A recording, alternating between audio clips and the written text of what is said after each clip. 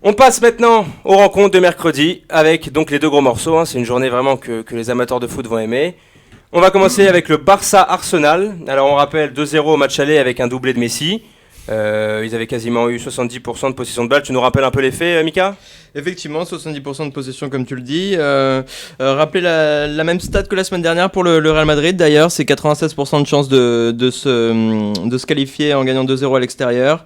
Le Arsenal qui n'a pas fait un bon match ce week-end, qui a joué en plus dimanche, les pauvres ils ont joué dimanche, ils ont perdu 2-1 contre Watford. C'est dingue. Ah, c'est dingue, c'est quoi ce calendrier, leur mettre un match de coupe 3 jours avant d'aller au Camp Nou?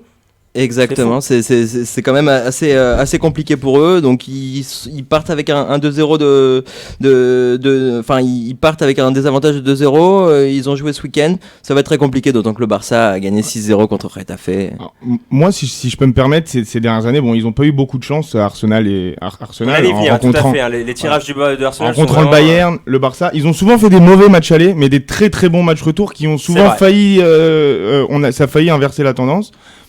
Là, Arsenal a progressé clairement, on le voit en championnat. Pourquoi pas, quoi.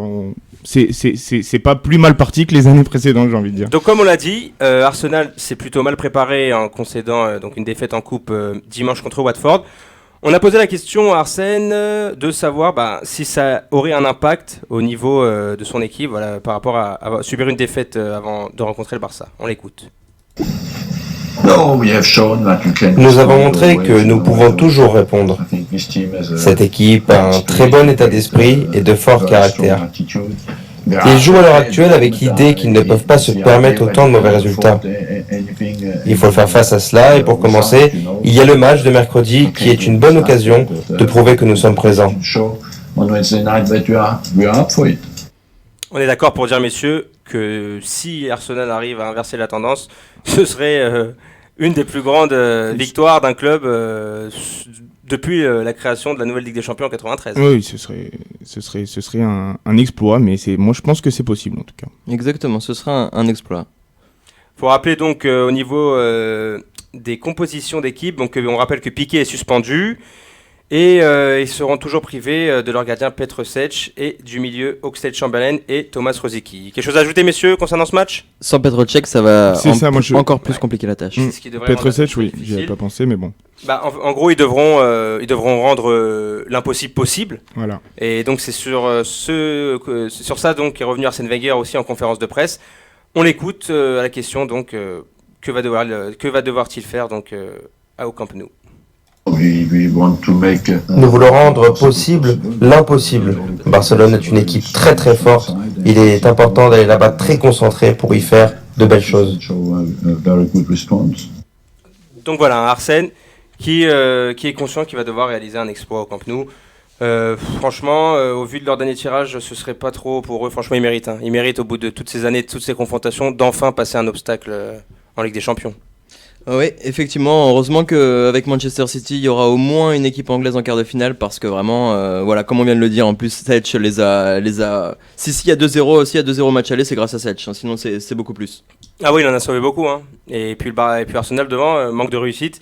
Ils ont eu leurs occasions en Champions League, ils arrivent souvent à enflammer le match à domicile, mais ils n'ont pas réussi à mettre ce petit but qui pouvait les maintenir dans le match. On est d'accord, en même temps, aller en finale des champions avec Olivier Giroud... C'est quand même assez compliqué. Ouais, ça c'est un éternel débat. Est-ce qu'on peut vraiment prétendre à gagner, que ce soit le championnat d'Angleterre ou la Ligue des Champions avec Giroud ? Ça c'est une question qu'il faut se poser. Il a quand même très bien commencé la saison. Après, il peut toujours se réveiller lors des grands matchs, Giroud. Enfin, il a quand même fait. Mais t'es d'accord avec moi pour dire que ce n'est pas de la trempe de Thierry Henry ? Bien sûr que non, mais c'est bon. Faudra voir ça. Faudra avoir un coup d'œil. Faut lui laisser le. On l'espère surtout pour Wenger. Le petit doute. On l'espère pour Wenger. On faisait le quiz spécial joueurs qui ont porté les deux maillots. Alexis Sanchez, qui est aujourd'hui à Arsenal, aura peut-être une épingle à tirer dans ce match en jouant en profondeur et en connaissant bien la défense catalane. Il pourra éventuellement débloquer la situation. Pourquoi pas, effectivement. Et donc, le gros choc, le deuxième de cette journée, ce sera le Bayern-Juve. Alors celui-là, c'est un match vraiment très attendu avec un 2-2 au match aller. Qui a laissé plein de promesses avec la Juve qui était menée 2-0 et qui a su aller puiser dans toutes ses ressources pour égaliser. Mika, C'était fou ce match. C'était fou, effectivement. Le Bayern était vraiment motivé toute la première mi-temps, les 20 premières minutes de la deuxième, et puis la Juve, d'un coup, s'est réveillée, quoi, à l'image des équipes italiennes. 20-25 dernières minutes de jeu, ils se sont dit, il faut les marquer, et ils ont réussi. En fait, c'est ça surtout, c'est qu'ils ont réussi à planter ces 2 buts contre le Bayern, qui semble a priori imbattable, qui a quand même, je le rappelle, perdu la semaine dernière contre Mayence, à domicile. Qui est leur seule défaite de la saison à domicile, et puis même leur seule défaite à domicile depuis avril dernier. On est d'accord, mais ils ont quand même réussi à perdre ce match à domicile. Là, ça va être très compliqué. La Juve a une très bonne équipe. Ils ont laissé les cadres se reposer ce week-end, en particulier Pogba, Pereira. Non, ça va être un gros match, comme tu le dis. Et donc toi, Johan, avec ton œil de supporter, quel type de match, à ton avis, va devoir livrer la Juve pour aller se qualifier là-bas à la Jens Arena? Bah moi je pense qu'il faut essayer de. Alors il y a deux schémas. Je pense que c'est soit essayer de tenir et aller pourquoi pas essayer de mettre ce petit but à la fin qui leur assurait en contre, qui leur assurait C'est ça, le schéma qui se dessinerait, ce serait une équipe de la Juve qui défendrait beaucoup, qui jouera à l'italienne comme on les connaît, voilà. Et qui dans les 20 dernières minutes se découvrerait et enverrait les 2 petites flèches d'Ibala et Mandzukic qui allaient leur planter un but, quoi. Voilà, il faudrait mettre ce but, mais je les vois. Après, je les vois les embêter. Moi, je les vois bien les embêter. Même pourquoi pas mettre le premier et après fermer, comme ils ont l'habitude de faire. C'est les Italiens, ils savent le faire. Donc faut faire attention à la Juve. Faut vous rappeler tous du match de l'année dernière contre le Real. Personne n'aurait mis une pièce sur la Juve, ils les ont finalement éliminés. Tout à fait. D'autant plus que là, il y a quand même pas mal. Ils ont des bandes armes offensives, hein, comme Dybala. Pogba, il y a aussi Morata, voilà, c'est quand même des très bons joueurs qui peuvent embêter cette défense du Bayern. Voilà, tout simplement. Elles ont fait quoi, Mika, les 2 équipes ce week-end? Ce week-end, la Juventus a joué vendredi soir. Ils ont gagné 1-0 contre Sassuolo. Voilà, comme je vous l'ai dit, certains cadres étaient au repos. Voilà, mais néanmoins, ils ont quand même fait jouer pas mal de leurs joueurs, de leurs 11 titulaires, parce qu'ils ont une obligation en Serie A d'arriver premier et que c'est pas encore fait, contrairement...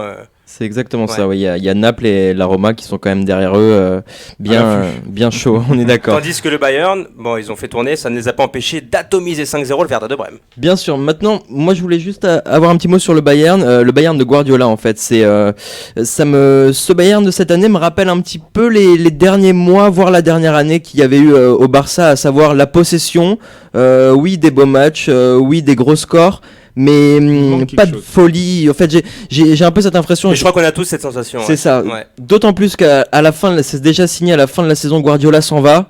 Les joueurs font les efforts. Pour quel entraîneur? Pourquoi?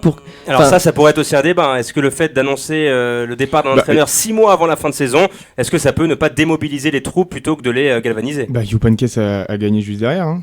C'est le contre-exemple, c'est vrai. Exactement. Bon, après, c'était un départ en retraite, c'est un peu différent, mais je pense que ça peut prouver qu'en tout cas au Bayern, ça peut marcher, quoi. Bien sûr. Ouais. Après, Guardiola, normalement, c'est Manchester City pratiquement à 99%. On entend déjà des bruits comme quoi il veut emmener des joueurs du Bayern à Manchester City. Je sais pas. Dans tous les cas, moi, je pense que la Juve a une grosse carte à jouer mercredi. Bon, en tout cas, on verra ça, on suivra ça de près, et ça risque vraiment d'être 2 belles rencontres. Maintenant, c'est l'instant prono.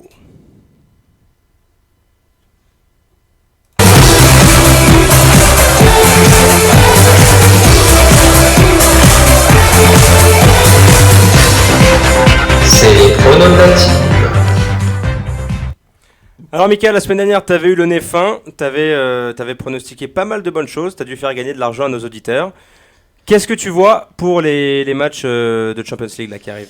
Alors, pour les matchs de Champions League, je me suis arrêté surtout sur 2 matchs. Le match de l'Atlético et ce fameux match entre le Bayern et la Juve. Le match de l'Atlético, je vois une victoire. Limite un 1-0, peu importe, mais je vois un but de Griezmann. Griezmann qui a envie de se montrer demain soir et qui devrait planter son petit but pour faire passer son équipe. C'est une cote à combien ça? 1,90. 1,90. Johan, un prono sur lequel de tes matchs? Moi, sur celui-là, par exemple, pour venir sur PSV Atlético, je pense que l'Atlético va gagner, mais ça va être un match où les 2 équipes vont marquer, je pense.